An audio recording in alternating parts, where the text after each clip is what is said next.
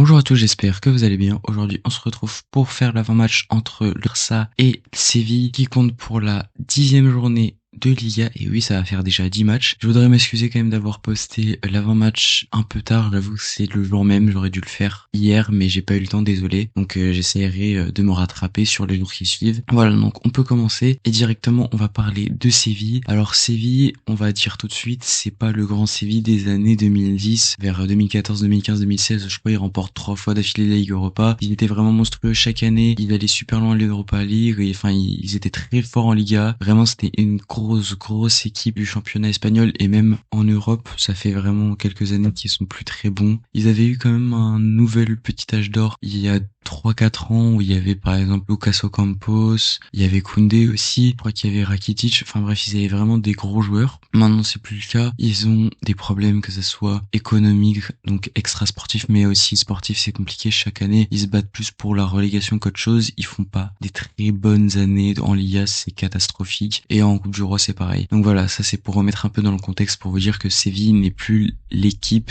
d'avant. Concernant leur saison, ce qu'on peut voir direct, c'est qu'ils vont pas très bien comme d'habitude depuis quelques saisons. Récemment, vraiment très récemment, ils vont un peu mieux parce qu'ils sortent d'une grosse victoire 1-0 dans le derby andalou face au Betis Séville où ils ont largement dominé cette équipe du Betis. Ils ressortent aussi d'un bon nul un partout contre l'Athletic Bilbao qui va un peu moins bien cette saison et d'une victoire contre le Real Valladolid 2-1. Alors à côté, on peut voir aussi qu'ils mettent un but par match et ils en concèdent 1,1 par match. Ça veut dire en gros que c'est une équipe assez homogène. On peut le voir dans tous les scores. Il y a jamais de gros scores quand ils perdent. C'est vraiment ultra serré. Ils sont jamais vraiment totalement largués. Donc bien évidemment c'est une équipe qu'on doit surveiller. C'est pas non plus un match amical où on y va, on se dit ouais rien à foutre. On peut aller avec l'équipe B, C, D. De toute façon on va les battre. Non, ça reste quand même Séville. Ils ont quand même quelques bons joueurs. Je pense notamment à Loïc Badé qui est très bon. Donc, voilà, ils ont quand même un ou deux joueurs pas mal, même si c'est plus le Séville d'antan, il faut pas sous-estimer cette équipe et du coup on va pouvoir directement passer au Barça. Séville, c'est le calme avant la tempête. Certes, il faut pas prendre Séville à la légère, c'est quand même un match de Liga, donc il faut le prendre comme on doit le prendre, c'est-à-dire sérieusement et pas en mode rien à foutre, mais c'est pas Séville le plus compliqué et c'est pas Séville le plus important. Pourquoi? Tout simplement parce qu'après t'enchaînes avec Bayern Munich en Ligue des Champions,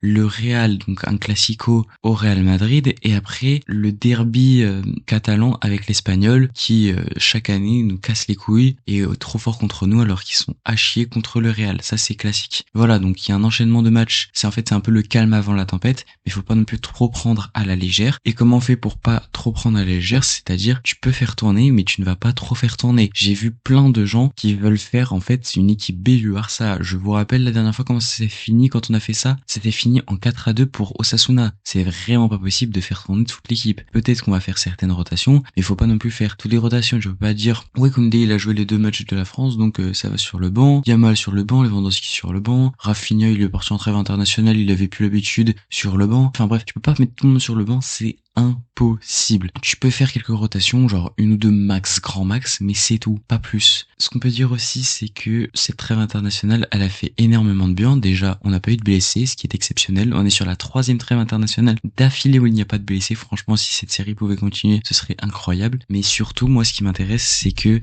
on a plein de retours. Et oui, parce que Dani Olmo, Gavi et Fermin font leur retour dans l'équipe. Et surtout, on a aussi l'arrivée, entre guillemets, de Szczęsny qui pourra enfin jouer. Alors, concernant Szczęsny, moi, je m'attends à ce qu'il joue. Sauf, problème, que Hansi Flick a déclaré après l'Assemblée Générale du Barça que Iñaki Peña allait jouer contre Séville et contre le Bayern. Moi, ça me fait chier, je vais pas vous mentir. Mais c'est comme ça. Si il a envie de faire jouer Iñaki Peña, Hansi Flick, qu'il le fasse jouer. Mais franchement, il est claqué au sous-sol. Donc l'important, du coup, ça sera de commencer à mettre du rythme sur les 3 joueurs autres, c'est-à-dire Fermin, Olmo et Gavi, leur donner peut-être moins de minutes quand même pour Gavi, mais Fermin et Olmo, surtout Olmo qui, on le sait, est plus blessé depuis très longtemps, c'était juste pour éviter qu'il aille à la trêve internationale, du coup lui faire rentrer peut-être 20-25 minutes sur ce match, pareil pour Fermin et peut-être 5-10 minutes pour Gavi. Ça sert à rien de ne pas les faire jouer par précaution, parce que sinon tu les fais jamais jouer. En fait, il y aura toujours un truc à dire, ah non là c'est le derby, ah non là c'est le classico, ah non, là c'est le Bayern. Ouais, mais là on est en Ligue des Champions, faudrait pas se rater. Mais c'est Celta Vigo, là-bas, franchement, c'est chaud. Enfin, à chaque fois tu repousses, et au final on se retrouve à la fin de la saison, Gavi n'a pas joué, ou Olmo n'a pas joué, Fermin n'a pas joué, bref. Donc ça c'est pas possible de trouver à chaque fois des excuses. Faut le faire monter en rythme, même contre des vraies équipes. Pas sûr que Gavi il va être dans l'économie, lui il va en avoir rien à foutre. Il va courir pour 6 personnes, ligament croisé ou pas, il s'en fout. Autant le faire jouer de toute façon, et je pense qu'il en aura marre s'il ne joue pas. Autant le faire jouer, et c'est important pour nous, pour améliorer notre équipe, et ses retours font vraiment beaucoup de bien. Et enfin, pour finir, avant de passer aux idéales, cette victoire, elle est ultra importante parce que ça lance une série en fait. C'est la série peut-être la plus importante de la saison, ou comme on l'a dit, après on enchaîne avec le Bayern, le Real et le derby catalan. Donc c'est une série qu'on doit lancer et faut passer par Séville qui certes n'est pas la plus grande des équipes, mais si tu lances cette série déjà tu te mets en confiance. Arrête, un gros score de genre 3-4-0, franchement c'est excellent. Mais pourquoi aussi il faut gagner ce match? C'est parce que hier le Real s'est imposé 2-1 contre le Celta et du coup le Real se trouve à égalité avec nous. Si tu fais un début de saison faramineux, absolument exceptionnel, que tu perds contre Séville et qu'au final tu te retrouves au Classico à te dire en fait si on perd ils sont devant nous à 3 points, super. T'as fait un début de saison fantastique pour rien alors qu'ils en ont fait un dégueulasse. Et au final, Classico ils se retrouvent devant toi. C'est horrible. Il faut absolument garder ces 3 points d'avance, comme ça même si on perd, on sera toujours devant à la différence de but contre le Real. C'est quand même important ce match. C'est pas un match amical comme je l'ai dit. Du coup on va passer au 11 idéal. Au cage, Iñaki Peña, je m'attarderai pas dessus. Andy Flick a dit qu'il allait jouer, donc il va jouer, c'est tout. En défense, je mets à droite Koundé, même s'il a joué les 90 minutes des 2 matchs contre la Belgique et contre Israël, moi je le fais jouer, on a besoin de lui, c'est le moment. Donc si on mène assez facilement, très vite, autant le faire sortir, tu vois, tu peux le faire reposer, mais là actuellement, c'est vraiment pas le moment de le faire reposer. En défense centrale, ce sera Koubarsi et Inigo Martinez. Toujours pas le retour de Christensen et Araujo qui devraient quand même venir assez vite, mais c'est pas le cas, donc pour l'instant on reste sur cette défense qui fonctionne ultra bien. Et à gauche Baldé qui a pu se reposer durant la trêve internationale, donc il est tout frais. Au milieu, là, il y aura un peu de turnover puisque on va partir sur un double pivot Casado-Pedri, mais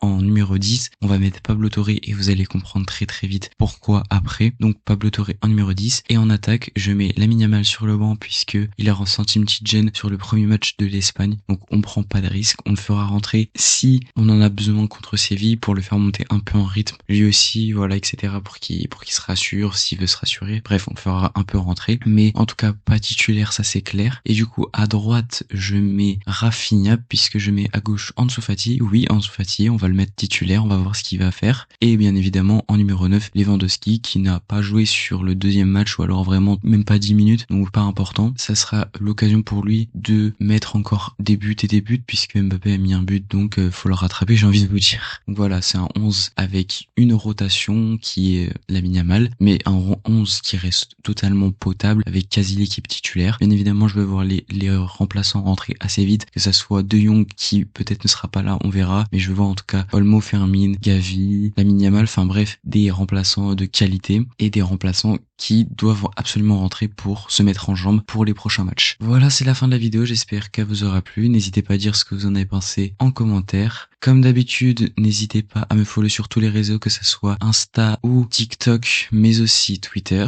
Et n'oubliez pas de liker la vidéo, de la partager, de vous abonner, d'activer la cloche. Et moi je vous dis tchuss.